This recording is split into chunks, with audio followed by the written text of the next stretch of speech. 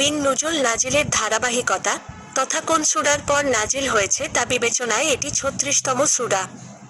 এর আগে সূরায়ে বালাদ এবং পরে সূরা কুমার নাজিল হয়েছে। এক নজরে কোরআন এটি মক্কি যুগের শুরুর দিকে নাজিল হয়। এটি ৮৬ নম্বর সূরা। এর আয়াত সংখ্যা ১৭। সূরাটি মক্কায় অবতীর্ণ হয়েছে, তাই এটিকে মক্কি সূরা বলা হয়। নামের রহস্য, তারিক, মানে যা রাতের বেলা দৃশ্যমান হয় অর্থাৎ নক্ষত্র।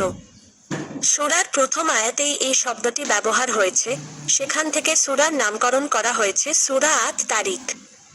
Major theme: ১. প্রতিটি মানুষের জন্য তত্ত্বাবধায়ক নিযুক্তি। ২. মানুষের সৃষ্টির রহস্য। ৩. আল্লাহর পরিকল্পনা। সেগমেন্ট ১. আল্লাহর দয়া। মানুষের উপর আল্লাহ তাআলার দয়া ও অনুগ্রহের শেষ নেই, মানুষ অগণিত অনুগ্রহে ডুবে আছে। সেগমেন্ট ২. মানুষের লাজুকতা। মানুষের নাজুক অবস্থা। কিয়ামতের দিন মানুষের অবস্থা ভীষণ নাজুক হবে।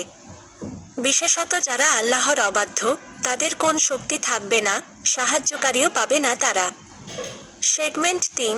কোরআন। কোরআনকে আল্লাহ নাজিল করেছেন ভুল সঠিক আলাদা করার মানদণ্ড হিসেবে। সেন্ট্রাল থিম: পুনরুত্থানের নিশ্চয়তা ও বিচারের মুখোমুখি করা। গতিপথ: ১. উজ্জ্বল তারকা।